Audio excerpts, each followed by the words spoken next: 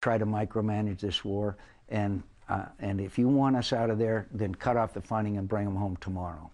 Let me show you the kinds of things that are often said when soldiers are overseas, like this. There's no reason for the United States to remain. The American people want them home. I believe the majority of Congress wants them home.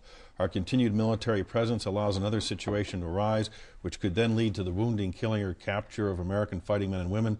We should do all in our power to avoid that. What should be the criteria is our immediate orderly withdrawal.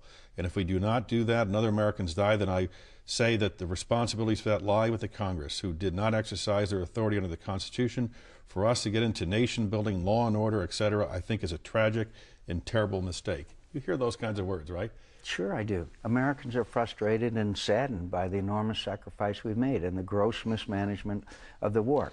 Now, my response to that statement is, and what happens after we leave? Listen to all of the experts who will tell you that we can have a situation in the region which will, in the long run, entail far greater casualties, far greater dislocation, far greater threats to our national security than trying to give this an opportunity to succeed. That's what my response to that heartfelt statement is. Well, those are your words from 1993 about Somalia.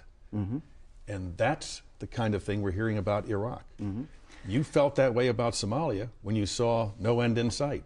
Yes, I did. And many Americans now are echoing your words about Iraq because they see no end in sight. Well, if you want to compare Somalia to what's at stake in Iraq, please feel free to do so. I don't see any comparison except that there was chaos in the streets of Mogadishu, and this now has got to do with vital national security interests.